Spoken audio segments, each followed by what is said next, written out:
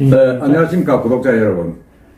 저는 오늘 부산 부동산 관계 좀 전문가한테 자문을 구하기 위해서 왔습니다. 특히 삼익비치가 지금 아주 조합원 분담금 때문에 지금 시끄럽고 해서 그 전문가한테 과연 이게 비싼 건지 사업은 될 수 있는 건지 어떤지 한번 여쭤보러 왔습니다. 오늘은 여기 저 에이스 부동산 우리 장익호 대표님을 모시고 제가 고민을 한번 들어보겠습니다. 자, 장 대표님, 네. 반갑습니다. 예, 반갑습니다. 잘 계셨습니까? 예, 덕분에 잘 있었습니다. 새해 복 많이 받으시고. 예, 예. 제가 그래서, 저는 뭐 남천 3일 좀 살았습니다만, 네네. 저는 너무 많이 바뀌어가지고, 예. 그래서 이게 워낙 또 제가 3일 비치 관련 유튜브를 한번 올렸더니, 무려 20만 뷰, 많은 독자들이 많이 봐주시고 해서, 아, 그러면 이게 궁금한다는 의견도 많고 해서, 그래서 제가 오늘, 네네. 그 3일 비치 관련해서, 그 분담금 관계, 그리고 앞으로 사업 전망, 그리고 거기에 사시는 분들이 어떻게 조금 대처를 해야 될지 그런 궁금한 부분에 대해서 한번 여쭤보겠습니다. 이거는 뭐 우리 장 대표님의 오래된 부동산 중개사 경력에 의한 어떤 개인적인 의견일 수도 있고 또 다른 업계에서 들은 이야기일 수도 있고 하기 때문에 그냥 막 과감 없이 쭉 의견을 말해주시면 고맙겠습니다. 네. 첫째 질문으로서 지금 부산 지역의 부동산 경기가 어떻습니까?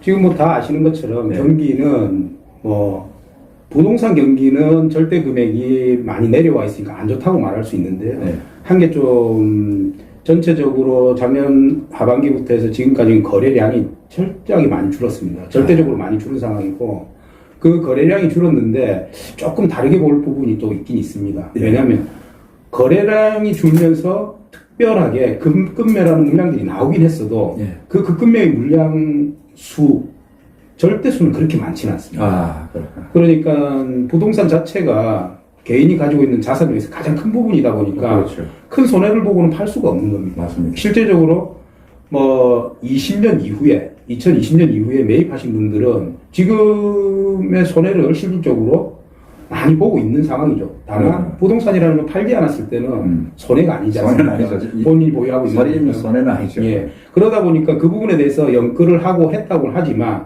연끌한 친구들도 그 부분을 내다 팔지는 않는다는 거죠. 버틸 수 있을 만큼 버텨보겠다는 게 있고 또 한 개는 그렇게 좀 약간은 긴 시간 동안 또 유지해 왔습니다. 유지하다 보니까 이제 버틸 수 있겠다는 생각이 들어진 것 같아요. 그래서 실제 거래가 많이 없어졌고 또 명절 이후에 보면 그 분위기가 조금은 달라졌습니다. 특별한 게 없었지만 어쨌든 23년 1사분기에 정부 쪽에서 내놓고 있는 이제 부동산 정책들이 약간은 매매에 있어가지고 조금 좋은 시그널을 좀 주고 있기 때문에 그 부분에 대해서 기대하는 바들이 좀 있는 것 같고요. 또 이런 상황에서 제 예측에는 조금 다른 분들에 비하면 조금 제가 낙관적으로 보고 있는 부분은 지금의 어떤 하단에서 형성되어 있는 매매 물량이라든지 나와 있는 물량들이 지금은 거래가 없지만 4월에서 6월 사이 2, 4분기에는 저가에서 다수의 거래가 나올 거로 예상이 됩니다. 네. 그렇다면 그거는 지금 경기, 세계 경기로 봐서는 2, 3년의 부동산 경기가 나쁠 거라고는 생각을 하고 있고 예측들을 언론에서도 하고 있지만 시장에서 제가 경험한 바로는 한 4에서 6월 사이에 거래량이 이루어지기 시작하면 가격은 점진적으로 올라갈 거로 봅니다. 예. 그래, 어쨌든 지금 현재로서는 조금 이제 지난해부터 해서 지금 내리막이 오고 있다고 봐야 되죠? 예, 그거는 사실입니다. 그 지금 이제 조금 더 좁혀가면 지금 가장 부산 지역에서 핫한 게 삼익비치. 예. 지금 재건축입니다. 재건축인데 지금 이렇게 하강 경기를 타고 있는 부동산 경기에 반해서 지금 그 조합에서 이제 조합원들한테 통보한 분담금, 그건 평당 4,500, 일반은 4,900.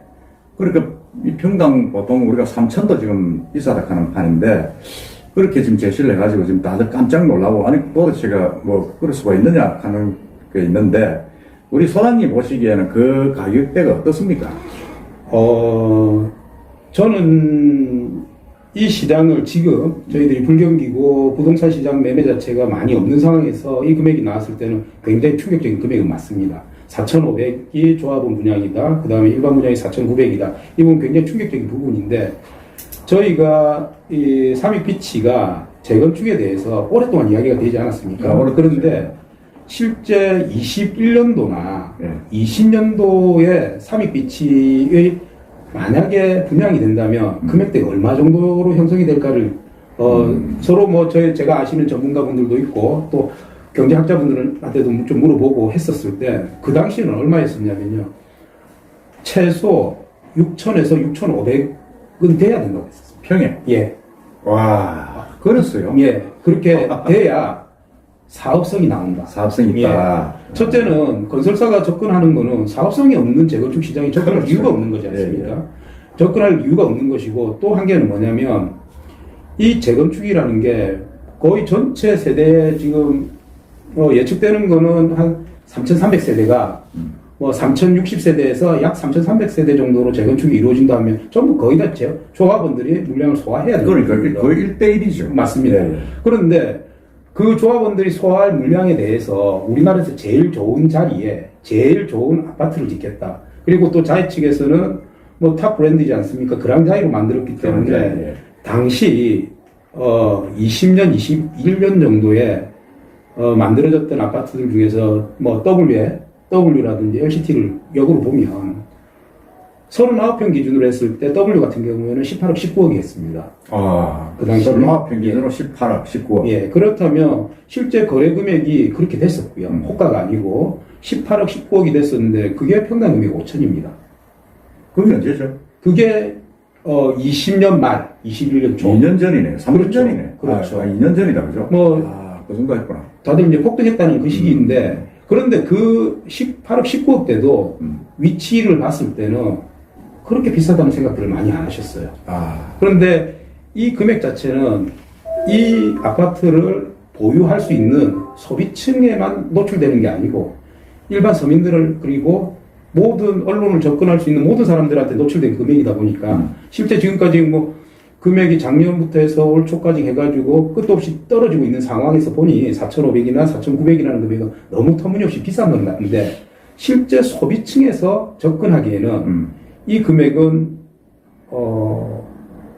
경기가 안 좋았기 때문에 이 정도 금액이지 않을까 하는 생각은 저는 합니다. 아, 그래요? 예, 예. 그러면 제가 이제 듣고 보고 한 그런 부분하고는 조금 다른 부분이 있네요. 그게 이제 우리 예. 부동산 전문가들로서인데 제가 한번 말씀드리면 사실은 지금 부산 전역에 얼마 전에 남천자이가 3천만 원에 분양을 했지 않습니까? 네. 했는데 그게 좀 미달이 됐지 않습니까? 네. 실패를 했다 하고 있는데 3천도 좀 비싸다. 그러고 이제 저 원도심 쪽이나 저쪽에 에코델타 시티 가면 그는 1,400만 원대 뭐 이렇게 나오거든요. 물론 여기는 특수한 경우도 있습니다만은 4,500이 한때는 4,500까지 6,000까지 갔었다는 이야기다. 그 말씀입니까? 실호가가. 거래가가. 예, 예. 그 정도로 여기가 이 오션뷰 이 지역이 세네요. 예. 그러면 뭐 안에 다른 아파트하고 비교할 수가 좀 없기는 없겠습니다. 그렇습니다. 이게 저희들이 통상 이제 불경기가 되더라도 네. 실제 금융적인 자산이 많으신 분들한테는 그 불경기는 그렇게 큰 데미지가 있지 않습니다. 그렇죠. 그리고 지금 그랑자이를 매입하실 수 있는 능력을 가지실 분이라면 최소 뭐 인구 대비로 했을 때는 한 0.3% 미만. 0.3% 미만. 역으로 계산을 하면 그냥 외지에서 부산으로 유입되는 거 빼더라도 실질적으로 서울분들이 부산에 대한 그 로망도 좀 있고요. 그렇죠. 그 다음에 서울분들이 바닷가 주변 아파트들에 대한 매입을 희망하는 분들 꽤 많이 있습니다. 그렇죠. 그런데 그런 부분을 자칫 두더라도 우리가 340만에서 340만에 0.3%를 계산해 보시면요. 0.3% 정도 계산하시면은 한 그냥 만 세대 정도. 예. 제가 말한 이 만 세대는 현금 자산 10억 정도를 당장 은행에서 빼올 수 있는 분들을 말하는 현금 부자. 예. 뭐냐면 자산이 30억을 가지고 있다 하더라도 그게 아파트 몇 개로 보유하고 있는 분들은 이 자체를 구입하기가 힘듭니다. 그렇죠. 당장 현금화가 안 돼요. 예. 팔아야 되고 그게 팔려야 이 아파트로 들어가는 거죠. 그렇죠. 그런데 그런 분들을 대상으로 해서 이 아파트는 지금 만들어지고 있는 거라고 저는 보지 않습니다. 수요층이 다르다. 수요층이 완전히 다르다고 봅니다.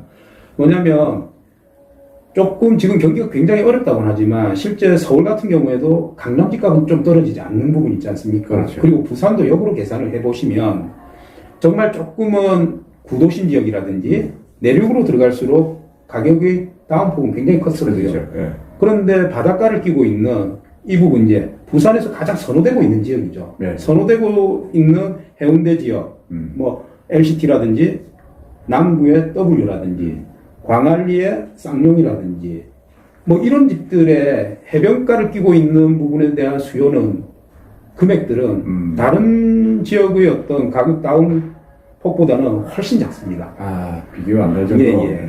그리고 만약에 부동산 경기를 5년으로 주기를 많이 계산하시는 분들도 있고 10년을 주기로 계산하시는 분들도 있는데 지금부터 이게 진행이 된다면 만약에 일반 분양을 100세대 정도로 기준을 잡았을 때 부분양이 된다고 한다면요. 네. 최소 5년 뒤가 될 것 같지 않습니까? 그래서 이게 사실상 부분양 아닙니까? 예, 사실상 부분양이 되는데 분담금을 입주가 된다. 예. 그러니까 부분양이 되면 최소 5년 이후가 될 거란 말이죠. 아, 그렇죠. 관리 처분이 진행이 되고 뭐 하게 되면 5년 후인데 5년 후라는 부분은 만약에 지금 이 상태로 저희들이 모든 경기가 스탑돼 있는 스테이하게 흘러간다 하더라도 물가 상승률만 올린다 하더라도 미니멈 뭐 이 정도 금액 이상은 나올 거라고 저는 보여집니다. 아, 지금부터 5년 뒤에 입주할 때 계산을 하면 이 4,500은 네, 결코 비싼 게 아니다. 그런 말씀입니다. 그렇습니다. 아, 그렇구나. 그러니까 우리 서민들이 느끼는 어떤 그런 피부적인 느끼는 숫자적으로 느끼는 감각하고 그렇습니다. 실제로 이 업에 들어와 계신 분이 보는 어떤 숫자적인 감각하고는 확실히 다르군요. 많이 다릅니다. 제가 볼 때는 이게 너무 비싸다. 이게 좀 우리 좀 뭐라 그럽니까 좀 서민들 그렇게 뭐 그하지 않은 서민들이 볼 때는 너무 위압을 느낄 정도로 금액이 높다 이랬는데 맞습니다. 어쨌든 간에 시장 자체가 그렇게 형성이 돼 있고 네. 또 뭐 그런 수요자가 있다 하니까 그것도 완전히 솔땡 이야기로 별개 별천지로 봐야 되는 그런 부분이 있다 그죠? 예, 저는 그렇게 보여지고요. 예. 지금까지 경험을 했을 때도 그렇습니다. 그렇구나. 예, 예.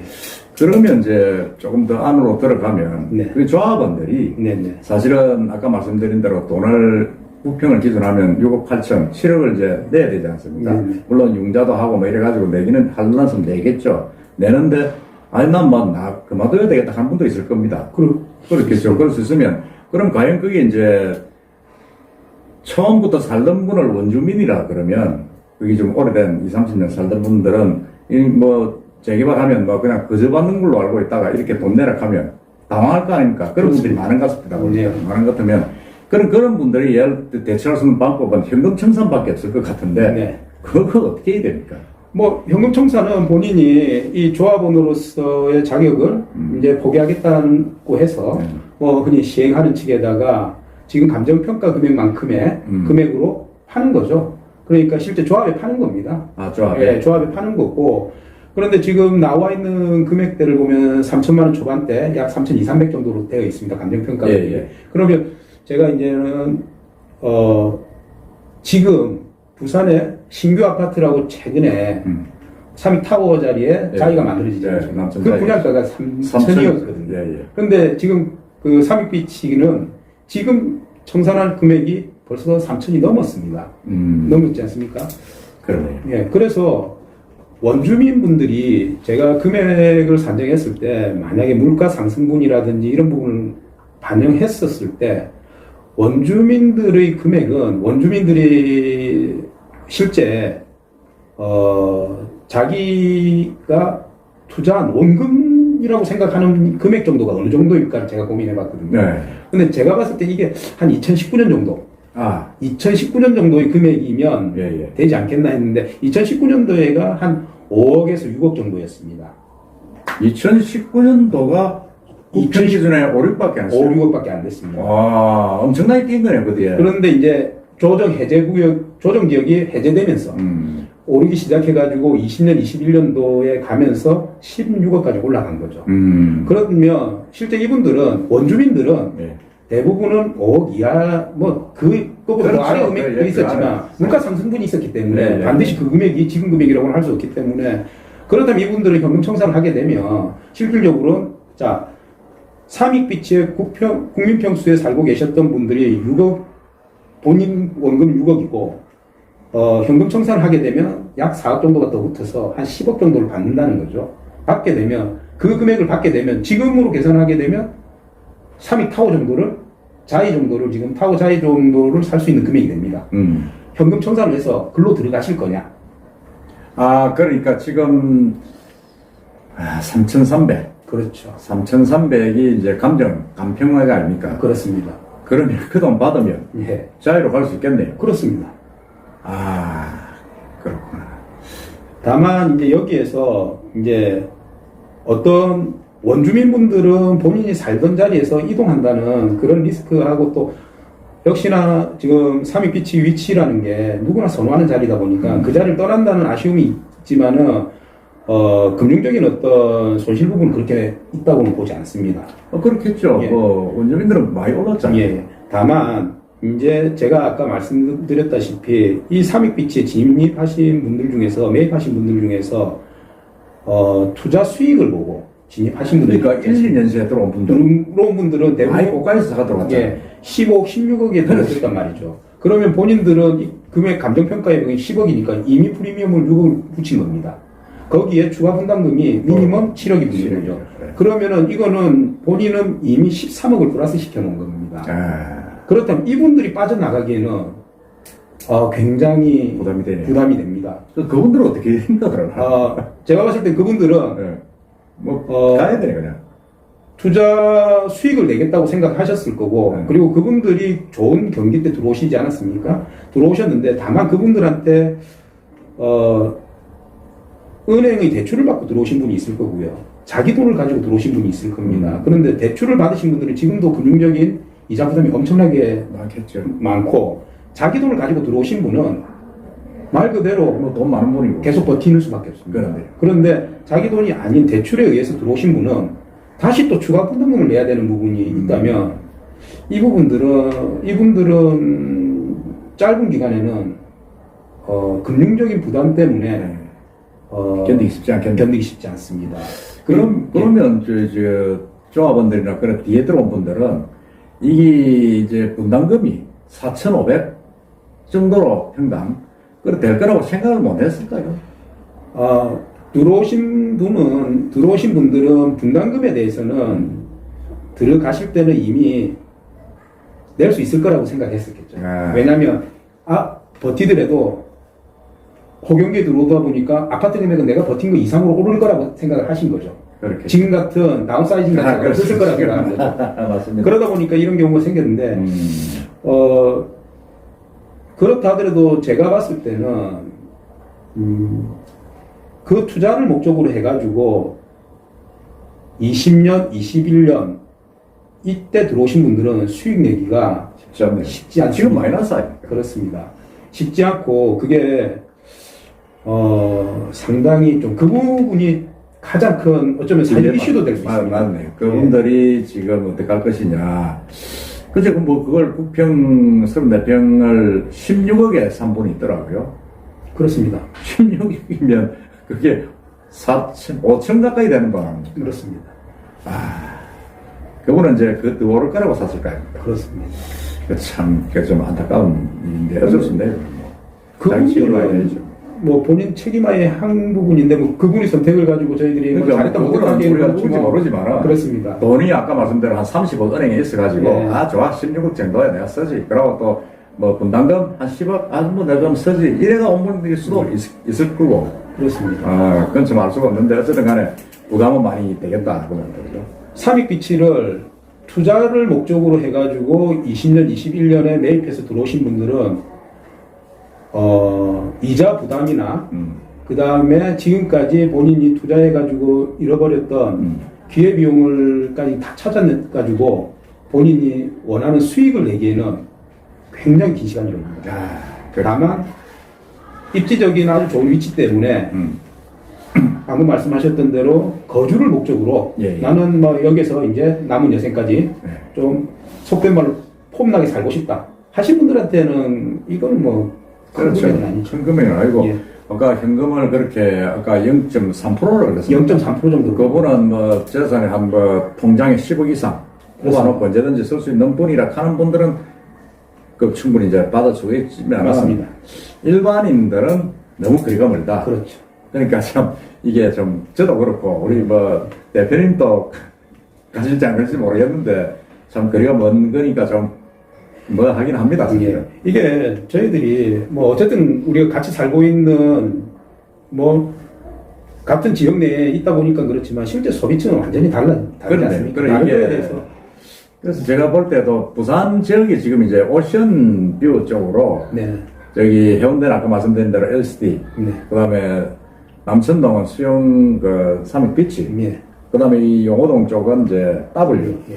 요 세 개가 부산의 3대장인 것 같아요 제가 보니까. 네, 그렇습니다. 그러니까 이 아파트들은 제가 볼 때는 부산 사람 것이 아니고 그렇습니다. 서울이나 전국구고 더 나아가면 중국이나 미국이나 외국 사람들까지 투자해가 올 수 있는 그런 어떤 세계화된 그 부동산이다 그런 생각이 드는데 지금 업계에서도 그렇게 좀 보고 있습니까? 충분히 그렇게 보고 있고요. 네. 뭐 전체다가 그렇다고 제가 대변할 수는 없지만 제 판단에서는 충분히 그럴 수 있고 또 삼익비치 부분의 메리트가 또 한 개는 있습니다. 네. 가장 큰 메리트가 있는 게 뭐냐면 실제 우리가 최고급 주택이라고 하는 부산에서 두 군데가 LCT와 W인데 둘 다 주상복합입니다. 주상복합이죠. 주상복합이죠. 그런데 삼익비치는 아파트입니다. 아파트네요. 실질적인 자산의 가치는 삼익비치가 월등하죠. 아파트가 당연히 높죠. 월등합니다. 그런데 벽도 넓고. 그렇죠. 그렇게 주택으로서의 가치도 높은 데에다가 가장 좋은 뷰에다가 그 다음에 어느 번화가의 한 중심이 아닌 광안리라는 휴양지의 끝에 있어가지고 광안리의 어떤 번잡함은 약간 떨어져 있으면서 그렇죠. 광안리의 편안함과 어떤 인프라는 100% 다 활용할 수 있는 부분. 그 부분에 있어가지고는 제 판단에서는 만약에 LCTW 삼익비치가 동시에 분양을 했다 하더라도 삼익비치로 몰릴 것 같습니다. 역시 뭐 타이밍에 맞춰서 시기에 맞춰서 여기 분양하고 여기 분양하니까 자금력이 되는 금융자산이 좀 있는 분들이 여기 순서대로 할 수 있지만 동시에 했다 하더라도 삼익비치가 1대장이 되지 않을까. 그러면 우리 그 대표님 보시기에는 삼익비치가 이제 어느 정도 분양이 돼가지고 일반 분양은 없지만 네. 그래도 입주할 때 되면 이제 매물이 나올 거 아닙니까? 네. 나오면 이 W나 LCT에서도 거리로 옮겨가시는 분이 있을 수 많이 있을 있다는 겁니다. 거죠. 예, 많이 있을 겁니다. 그렇게. 많이 있을 겁니다. 그러면 지금 이제 4,500, 네. 4,900 이래 돼가지고 사람들 마인드에 부산 지역 아파트가 4,000, 3,000, 3,000 또 사다. 그래가지고 남천 자이가 완전히 완판되고 했는데 네. 이 삼익비치에 지금 분담금 4,500이 미치는 일반 아파트 우리가 통상적인 아파트의 그런 그 분양가 상한제도 있고 막 그런데 그 시세에 미치는 영향은 어떻게 보십니까? 삼익비치가 입주가 되는 시기 그 다음에 재건축이 진행되는 시기에 맞물려가지고 남구 지역에 있는 아파트들은 상승이 좀 기대가 됩니다. 남구? 예. 왜 그렇죠? 뭐냐면 이제 남구 지역을 지금 삼익비치와 그 다음에 타워 자이, 삼익 타워 자리에 있는 들어왔던 자이, 그 다음에 여기 W, 네.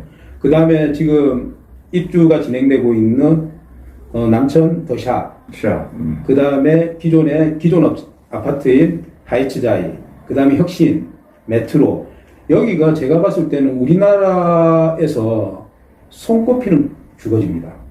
그렇죠. 예, 여기는 대단히 학군도 그렇고요. 과거에 말했던 우리가 동네 지역의 학군에 비해서 여기는 거주의 만족도가 상당히 뛰어납니다. 너무 좋다는 게 있기 때문에 이 부분에 대해서는 삼익비치의 분양이나 어떤 동정에 대해서 가장 민감하게 반응을 일으킬 거라고 보여집니다. 그리고 또 오히려 제 판단에는 삼익비치가 5년 후가 완공이 된다 한다면 실제 지금 들어와 있는 신축 아파트들도 다 이제 구축 쪽으로 들어가는 시기가 됩니다. 그렇다면 그 구축이 들어가는 시기에 가성비 좋은 아파트들이 가격이 더 오를 것 같아요.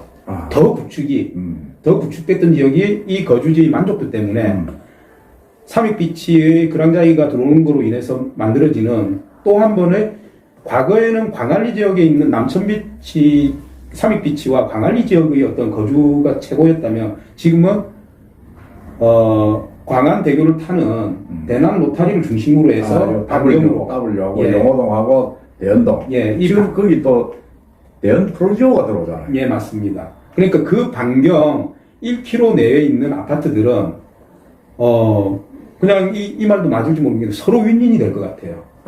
남천 삼익비치가 들어오면은 그 전에 들어왔던 아파트들이 구축이 되고 그 전에 있었던 아파트들은 더 구축인데 막상 그게 리모델링 재건축이 되든 재건축이 되든 또 그 기회가 있고 있기 때문에 시장 자체는 경기가 뭐 나빠지지 않는 특별한 상황이 없다고 한다면 상대적인 삼익비치의 부각을 좀 볼 것 같습니다. 그러니까 대표님 말씀은 삼익비치하고 이 W하고 이쪽에는 대남 로타리 인근. 그렇습니다. 그쪽하고 대남 로타리에서 반경 1km 거기가 이제 주거 지역으로서는 완전히 가장 핫한 지역으로 다시 뜰 것이다. 그러면 현대보다 그럼 여기가 더 낫다 이 말씀이죠. 제 판단으로 금액적으로 그런 금액적인 어떤 인지도나 이런 차원이 아닌 거주에 대한 흔히 거주라는 거는 부산 시민들이 사는 예. 지역인데 그분들이 거주하기에는 이 남구가 아주 좋다. 교육 환경도 상당히 좋아졌고요. 그 다음에 많은 아파트가 밀집됨으로 인해 가지고도 교육에 대한 예산이라든지 이런 부분도 이 남구 지역에 편성이 남구 수용구 지역에 편성이 좀 많이 될 수밖에 없는 상황이고 주민들이 많이 몰려 있으니까요. 다만 이제 해운대 쪽은 실질적으로 바닷가 쪽을 끼고 있는 데는 일반 주택 주거 지역이 이제 더 남아있는 자리가 없습니다. 자리가 없죠, 지금. 자리가 없고, 기존에 있는 지역은. 개발이 다 되어버렸으니까. 마린시티라고는 하지만은, 마린시티도 한 세 군데를 빼고는 다 오피스텔입니다. 그렇죠. 아파트 부분이 아니고, 더 이상 또 개발할 자리도 없고요. 그리고 그 단지들이 대부분 숫자로 치면 작은 규모들은 아닌데, 이 남구 지역처럼 대형 단지들이 아니다 보니까, 개발 자체가 약간은 아쉬움들이 좀 있습니다. 공원터라든지. 뭐 이런 것들이 계획하에 만들어진 게 별로 없다는 거죠. 그렇군요. 그렇습니다. 그리고 이제 삼익도 이제 사실상 후분양이지 않습니까? 그렇습니다. 지금 보면 대충 후분양을 지금 선호하는 게 이제 막 뭐라고 HUG라고 그게 제가 정확하게 이름 모르겠는데 일반 분양하면 분양가 상한제 심사를 받아야 되지 않습니까? 그렇습니다. 그걸 피하려고 이제 후분양을 많이 하는데 지금 남천자이도 그랬고 지금 제가 알기로는 대연 거기 프로지오 옛날에 대연비치 예, 거기도 후분양이거든요. 네네. 지금 경기에서 후분양은 어떻게 보십니까? 뭐 다 후분양 이게 지금 만들어진 지금 대표님께서 말씀 주셨던 자리들이 다 재건축 아파트들입니다. 재건축이죠. 예. 실질적으로는 신축이 전체 아니고. 규모의 후분양 규모가 그렇게 큰 분양이 아닙니다. 그렇네요. 예. 만약에 작은 재건축이니까 조합원들이 기존 다 가져가고 남는 게 후분양이니까 맞습니다. 그렇게 그랬다. 만약에 실제 뭐 PF를 발생시켜서 하는 신축 아파트가 된다면 후분양할 수가 없는 거죠. 할 수가 없죠. 후분양할 수가 없는 게 재건축이니까 후분양이 되는 재건축이니까 거죠. 후분양이 된다. 그런데 그것도 뭐 이번에 타워 쪽에서 미분양이 떨어지고 해가지고 충격이라고 하는데 충격받을 거 저는 없다고 봅니다. 왜냐면 전체 세대 중에서 약 106세대가 후분양이었는데 거기에서 50% 계약을 했다 하더라도 그 위치들이 일반 분양 아파트들의 위치들은 조합원들이 좋은 자리 다 가져가지 않습니까? 그렇죠. 다 가져가죠. 실제 이게 경기 좋을 때는 나쁜 청이든 뭐든 혹여 내가 그런 기회를 잃어버릴까봐 다 계약을 하지만 경기가 안 좋기 때문에 미분양됐는데 그 미분양 세대도 실질적으로 50세대 정도밖에 안 된다는 거예요. 결국에는 97, 8%는 분양이 된 겁니다. 분양이 된 거죠. 역시나 98%가 분양이 끝났다는 거는 건설사에서는 손해볼 일이 없다는 거예요. 손해볼 일이 없죠. 예. 조합원들이 이미 다 그렇습니다. 참여해버리니까. 그렇습니다. 그래서 뭐 선후분양의 재건축은 큰 의미는 없다 보고요. 재건축에서 그런 별 의미는 없다. 건설사에서는 만약에 분양가 상한제라는 게 없어질 거를 기대하고 할 수 있지 않습니까? 네. 뭐 그렇게 해서 남는 차익도 그렇게 크진 않다. 그리고 뭐 재건축 단지에서 그런 일반 분양으로 수익이 생긴 거를 가지고 조합원들한테 어떤 혜택을 주겠다? 그 금액도 크지 않습니다. 그렇겠네요. 예. 그러니까 뭐 그게 후분양이 뭐 완판이 됐다. 아니면 30% 됐다. 그러니까 숫자상으로 30%라니까 무슨 한 1200, 300세대에서 30%밖에 안 된 줄 착각할 수 있지 않습니까? 알고 보면은 30세대밖에 안 남아있거든요.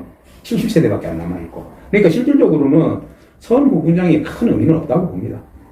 그러면 지금 후분양가 제가 그래 일반 분양이라서 후분양이 되는 건데 그렇습니다. 그런데 삼익 쪽에 보면 GS가 이제 자재값이 많이 올랐다. 예. 뭐 인건비도 오르고 뭐 다 오르고 있지 않습니까? 올랐다 그러는데 5년 뒤에 입주할 때 뭐 많이 바뀌겠지만 그 중간에 분양가 분담금이 좀 더 올라갈 수가 있습니까? 아니면 4,500으로 고정이 되는 겁니까? 분담금은 더 올라갈 수 있겠죠. 아 그래요? 예. 계약서에 뭐 제가 그 계약서 내용은 뭐 통지된 내용은 안 봤지만은 당연히 올라갈 수 있는 거고요. 그러면 지금 4,500으로 자기들이 해놨는데 네. 그럼 뭐 좀 설계 변경도 하고 원자재 더 올라갔다. 그럼 한 5,000, 뭐 5,100 더 올라갈 수 있다. 이렇게 할 수가 있겠다. 이 말씀입니다. 그렇습니다. 그렇구나. 그러면 5년 뒤에 같으면 정말 알 수가 없네요. 알 수 없는 부분이고요. 그리고 감정평가 금액도 이렇게 해서 대략을 알려드리고 통지한 사항이 이제 감정평가 금액을 언제 책정할 건지는 뭐 그것까지는 저도 확인을 안 해봤습니다만 그것 또한 변할 수 있는 거죠. 그렇겠네요. 예. 그러니까 아직까지는 가변성은 좀 있고 예. 더 지켜봐야 된다. 지금 저게 이제 4월 말까지 이제 하겠다 안 하겠다 이제 가부 관계를 연락을 하는 모양이더라고요. 예. 보시기 어떻습니까? 저게 현금 청산할 사람 세대가 좀 나오겠습니까? 저는 나올 확률 별로 없을 것 같습니다. 그래요? 예. 어떻게든 나올 확률 별로 없을 것 같고요. 지금 이 가장 안 좋은 시기에 나와 있는 이 금액보다 더 낮아질 수는 없겠죠. 맞지 않습니까? 그러니까 4,500과 4,900 사이의 이 금액으로 놀라기엔 아직 이르다. 4,500, 4,900 놀라기는 이르다. 더 올라갈 수 있다. 더 올라가는 정도가 1, 200이라고 저는 생각하지 않습니다. 그러면 6,000까지 간단 말입니까? 저는 여기에서 최소 1,000 이상 될 것 같습니다. 1,000 이상이 된다. 예. 그러면 될 4,500, 수도 5,500, 6,000. 그래요. 그렇게 보십니까? 그렇게 볼 수도 있겠네요. 왜냐면 지금 바닥인데, 네, 경기가 지금 올라가잖아요. 맞습니다. 올라가니까 주식으로 따지면 이제 바닥에서 치고 올라가는 셈이라고 경기 부양을 계속한다고 보면, 그 일반 아파트하고 여기하고는 똑같이 볼 수는 없다, 그죠? 그렇습니다. 여기는 완전히 좀 다르게 봐야 된다는 거죠. 완전히 다르게 봐야 되고요. 그리고 뭐 원자재 값이라는 거는 원자재 폭등이라고 하는 게 가만히 생각해 보시면 다른 거 없습니다. 전쟁 때문에 뭐가 수급이 안 되면서 이런저런 원자재들이 오르고 철강이 어떻게 되고 구리가 어떻게 되고 이런 것들이었거든요. 그런데 역으로 그냥 생각하시면 모든 물가가 다 오르는데 원자재 값은 내릴 일은 없지 않겠습니까? 한번 올라가면 안 내려들어. 안 내립니다. 물가가 한번 올라가면 안 내려들어. 이게 그리고 경기가 더 좋아지면 건설 경기가 당연히 좋아질 것이고 금연에서 주도를 하죠. 그러면 원자재 값이 떨어졌다 한들 수요가 늘어나게 되면 일단 공급량은 조금 내릴 수 있다지만 수요가 폭증하게 되면 당연히 원자재 값은 오를 거기 때문에 제가 4,500에서 4,900 사이 이 금액이 최저라고 보고 있는 거는 여기보다 더 빠질 이유가 없습니다. 더 빠질 이유가. 그렇구나. 예. 그러면 지금 W가 지금 얼마죠? W 같은 경우에는 평당 금액을 이제 아파트 평수마다 조금은 달라도 네, 대충. 바닷가 보이는 쪽은 네. 5천이 넘습니다. 그렇겠네요. 예, 5천이 넘습니다. 자이 쪽은 어떻습니까? 자이 쪽 같은 경우에도 바다뷰가 나오는 쪽, 네. 나오는 쪽은 자이는 지금 10년이 넘어됐기 때문에 15년 가까이 됐기 네. 때문에 거기서도 바다가 보이는 쪽은 한 3,500에서 4,000대가 3,500, 4,000대 되겠네요. 됩니다. 더 많이 올랐구나. 예. 많이 올랐네요. 그렇습니다. 그리고 이제 남천자이도 사실은 좀 3,000이지만 이제 뭐다 팔렸다고 보면 좀 더 오를 수도 있고. 저는 남천 자이 같은 경우에는 어떤 분들은 뭐 물이 지금 굳이 사야 되냐 뭐 이런 생각을 하시는 분들도 있는 것 같은데 무주택 자거나 금융자산을 수급할 수 있는 부분이 된다면 이자 두려워하지 않고 좀 써야 되네요. 사신 분이 결국에는 또 위로가 될 것 같습니다. 그러니까 이게 부동산은 예. 참 이게 오르면 진짜 선입의 상상 이상 올라버리니까 더더구나 이 해운대도 그렇지만 이게 수영 더구나 삼익비치를 중심으로 한 그 대남 노탈의 이 지역은 아까 말씀드린 삼익비치의 어떤 예약력 예. 그런 또 혜택을 많이 안 받겠느냐 그런 생각이 좀 많이 드네요 지금 보니까. 그러면 보통 4,500이지만 5년 뒤에는 5,000이 넘어간다고 보면 그 일대도 거의 그 수준까지는 안 가더라도 거의 근사하게 따라갈 수는 있다 이런 말씀이죠. 뭐 한 70% 80%까지 다 쫓아가겠죠. 그렇구나. 그리고 지금 삼익비치가 있지만 아까 대표님께서 말씀 주셨던 대인비치 쪽이 있고 대인비치가 그렇죠. 순서대로 나오거든요. 아 순서대로 나오죠 지금. 아니 대인비치가 먼저 메가마트도 지금 나오고 나잖아요. 메가마트에서 또 들어올 거고요. 그렇죠. 삼익비치가 되고 있고요. 그 다음에 대인비치 바로 옆에 붙어 있는 과거에 이제 대인 반도보라가 있습니다. 반도보라. 아. 거기도 또 재건축이 지금 진행되고 반도보라 뉴비치도 있네요.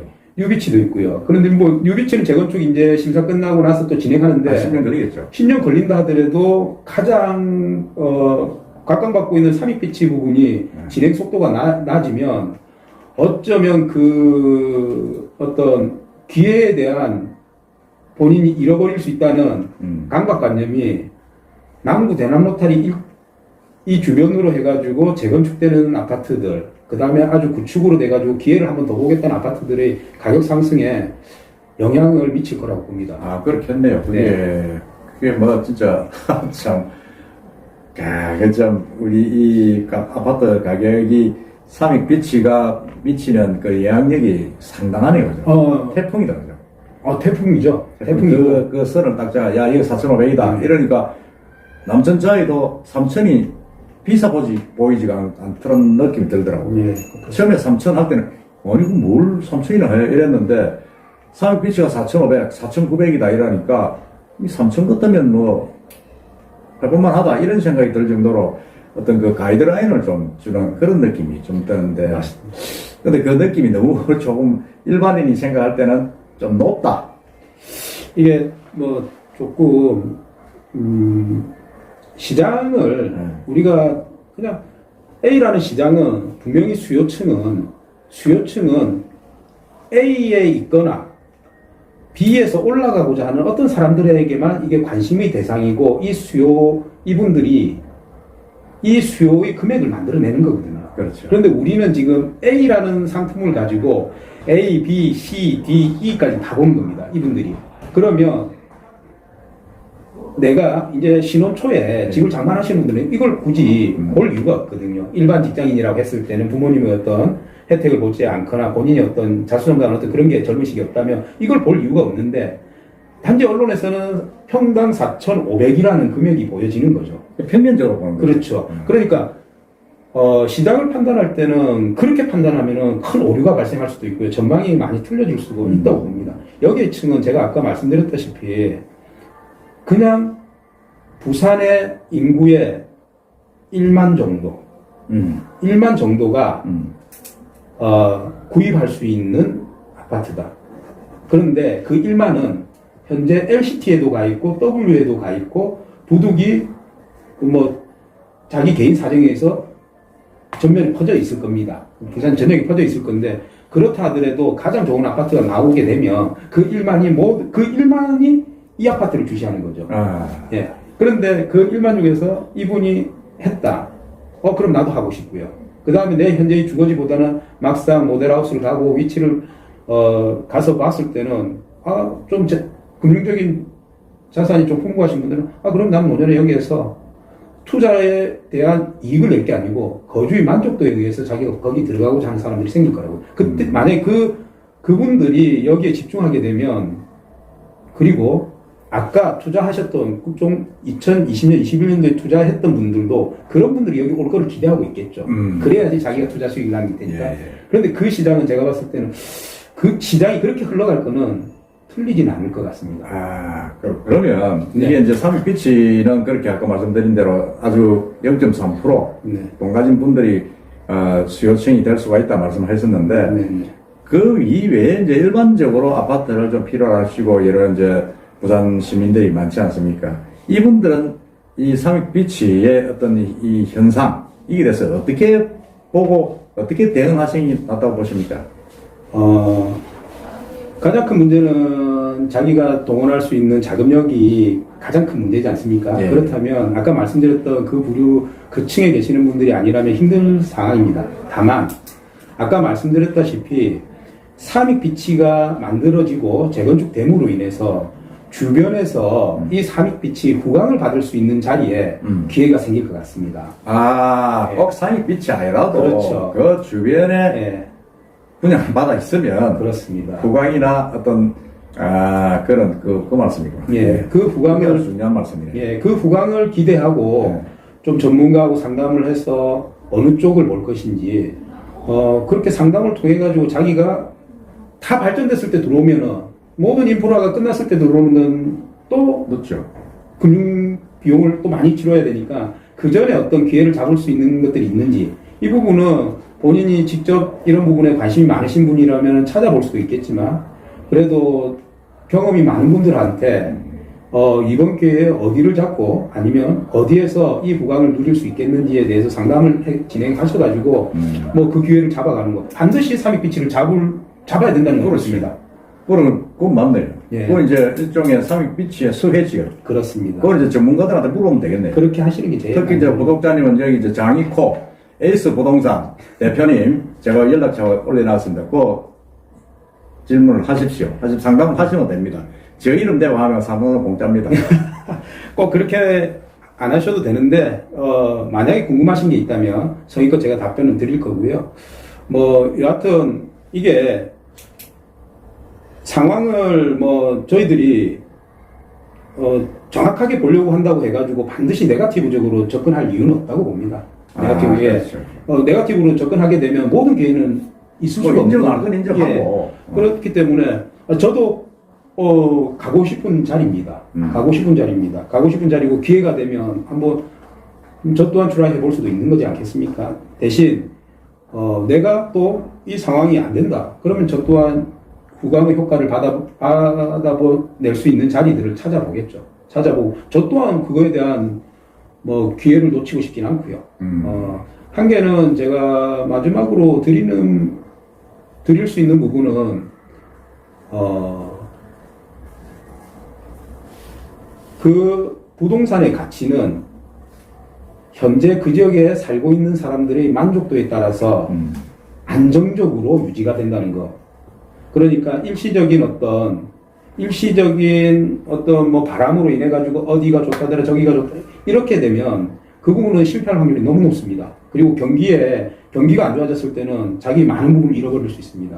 그래서 가장 안전한 거는 부산에서 거주를 했을 때 다들 좋아하는 자리가 어디냐? 좋아하는 자리가. 그럼 막연하게 해운대 아니라고 봅니다, 저는. 왜냐하면 해운대는 인지도가 높고 뭔가 상상 속에서 좋은 자리, 그리고 관광지로서 좋아하는 자리고 그게 아닌 부산에 살고 있는 분들이 우리 자녀를 키우고 또 나의 부동산 자산에 대한 가치를 어느 정도 누릴 수 있는 자리, 그런 자리를 찾는 게 가장 중요하죠. 그래서 그 찾는 거에 뭐 어느 지역이다고 말하긴 그렇지만 부산은 서울이 강남 학군에 모든 게 맞춰져 있어가지고 부동산 가격이 지금까지 올라왔다면 부산 사람도 마찬가지고 타 지역 사람도 가장 좋아하는 거는 오션뷰입니다. 그리고 이 오션뷰가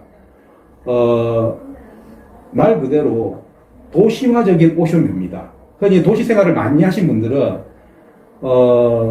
아주 한적한 지역을 좋아는 하지만 오래 살 수는 없죠. 불편해서. 그렇죠. 예. 그런데 그 오션뷰라는 걸 누리면서 내가 지금껏 누려왔던 도시 생활의 불편함이 없이 누릴 수 있는 자리는 대부분은 오션뷰를 바다를 조망할 수 있는 벨트 지역에 있는 아파트 부분에 관심을 좀 더 많이 가져라. 좀 더 많이. 그렇다면 부동산 경기에도 덜 민감하게 될 것이고 또한 그 자기가 여기에서 만약에 평생 거주한다 하더라도 거주 만족도도 뛰어날 것이다. 그렇게 보여집니다. 네, 알겠습니다. 하여튼 오늘 긴 시간, 여러 가지 말씀 감사합니다. 저는 사실은 이제 이 부동산 전문가가 아니긴데, 이제 유튜브를 하다 보니까, 저희 한계를 느껴서 이제 전문가분한테 상담을 좀 했는데, 역시 보니까 좀 들어보니까, 아까 말씀드린 대로 모든 걸 부정적이 아닌 긍정적으로 보고, 그리고 큰 집에 그런데 못 들어가더라면 그 옆에 수혜를 볼 수 있는 지역에서 아파트를 구하면 또 혜택을 볼 수 있다. 그 것을 상당히 중요하신 것 같습니다. 하여튼 오늘 대단히 감사합니다. 오늘 아유. 하고 뭐 좋은 그 의견이 있으시면 다시 또 제가 한번 더 다음 기회에 또 대답을 하도록 그렇게 하겠습니다. 그렇게 하겠습니다. 예, 하여튼 우리- 찾아주셔서 고맙습니다. 대표님 고맙습니다. 네, 새해 복 많이 고맙습니다. 받으십시오. 예.